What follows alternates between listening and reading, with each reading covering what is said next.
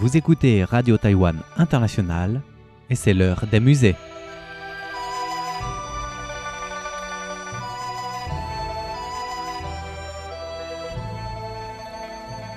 Chères auditrices et chers auditeurs, 你好吗?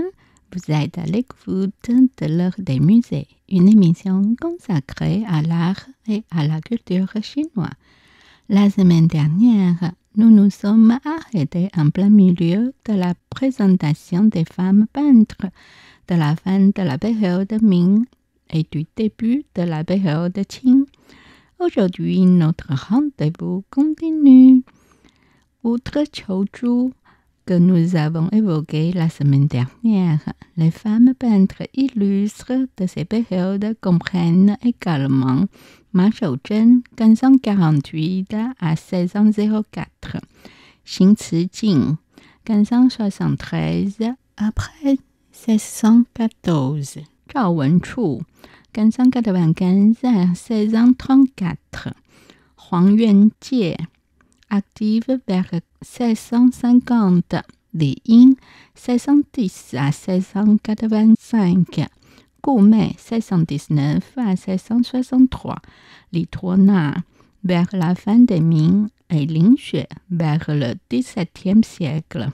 Leur peinture de paysages, de figures, de fleurs et de plantes, qu'elles soient réalisées dans la tradition du trait fin ou du croquis d'idées, à l'encre et en couleur ou à l'encre monochrome ou qu'elle présente des formats de composition variés, mettent en lumière le talent de la grâce extraordinaire des femmes artistes de la fin des Ming et du début des Qing. Nous allons les étudier une à une dans cette émission et dans les épisodes suivants. Image 1. Orchidée en double ligne.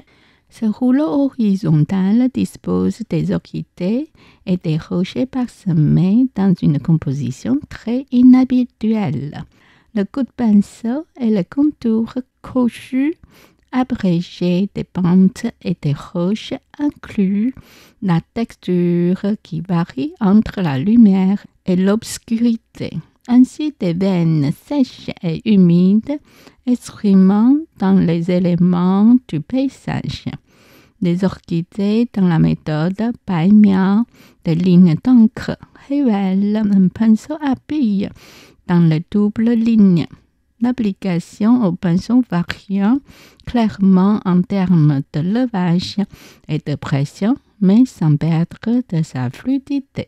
Les bouquets d'orchidées qui semblent s'étendre à l'aise sont sans trave, mais pas chaotiques. La facilité naturelle et vivante de leur élan constitue une manière unique et personnelle, sans une trace de l'air efféminé, parfois associé à des tableaux de dames. Image 2. Guanyin Bodhisattva. Elle excellait à peindre le Bodhisattva Guanyin et des fleurs à l'encre. Ces figurines de Bodhisattva Guanyin dans la technique du contour Bai Miao monochrome suivaient le style de la dynastie des Yuan avec la femme peintre calligraphe Guan Daosheng dont nous avons parlé la semaine dernière. Les rendus de Xin Cijing du Bodhisattva Guanyin brodés avec des cheveux étaient aussi exceptionnellement fins. Elle était également douée pour la poésie et le verset et elle excellait surtout en phraséologie. Guanyin est connu comme le Bodhisattva de la miséricorde dans le bouddhisme chinois et souvent associé à des caractéristiques matérielles.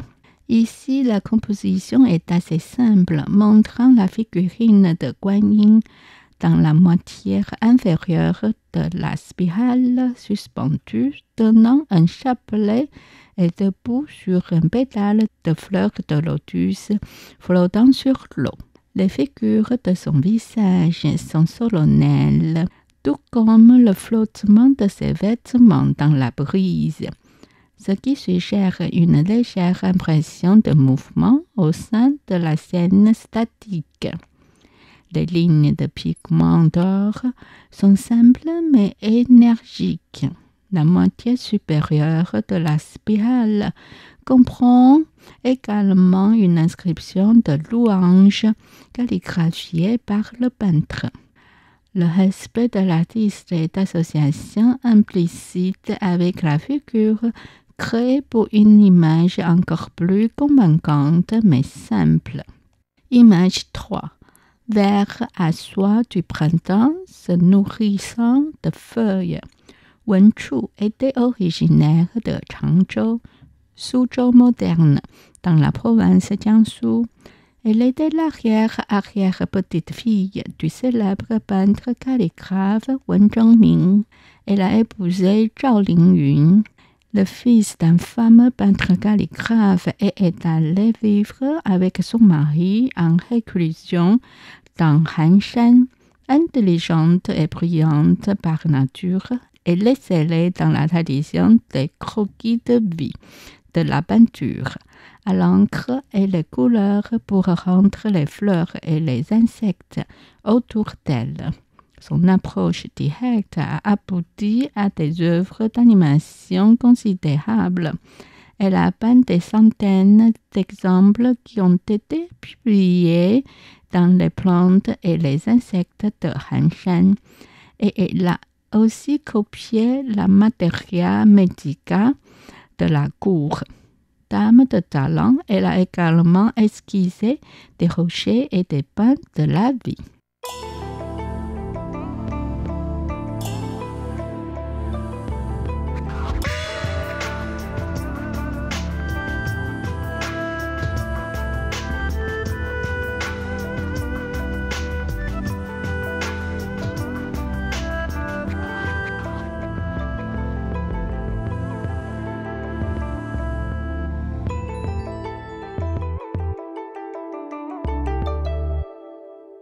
Image 4. Paysage ludique à encre. Huang Yuanjie, originaire de Jiaxing, dans la province du Zhejiang, est née dans une famille lettrée confucéenne. Elle a vécu à l'époque de la transition entre les dynasties Ming et Qing. Sous la pression des normes sociales, de la vertu féminine et des besoins de subsistance, elle a parfois vendu ses peintures et ses calligraphies ou a enseigné dans des écoles privées féminines.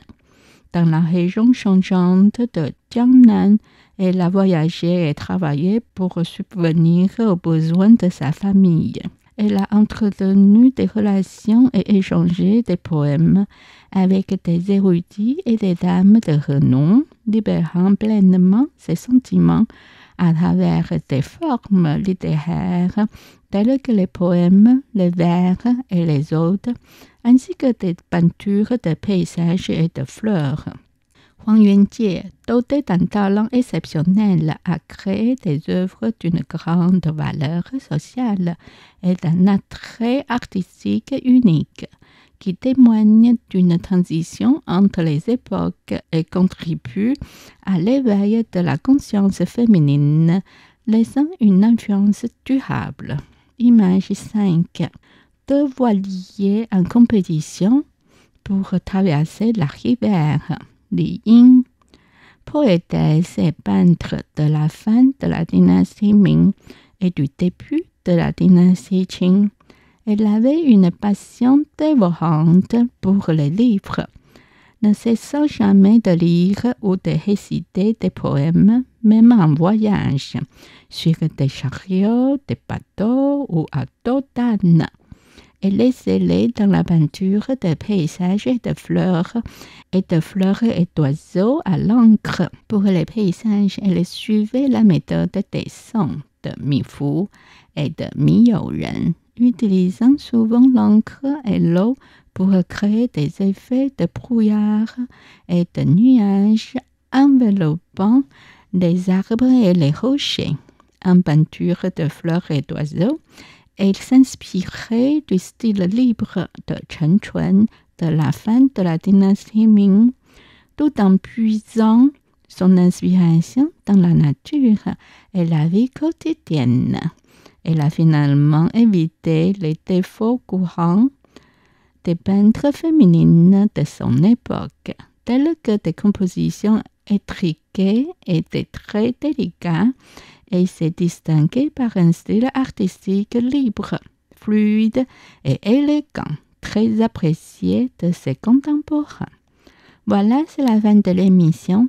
Merci pour votre fidélité. C'était l'heure des musées, réalisé et animé par Miao Yonghua, diffusé depuis Taipei, Taïwan.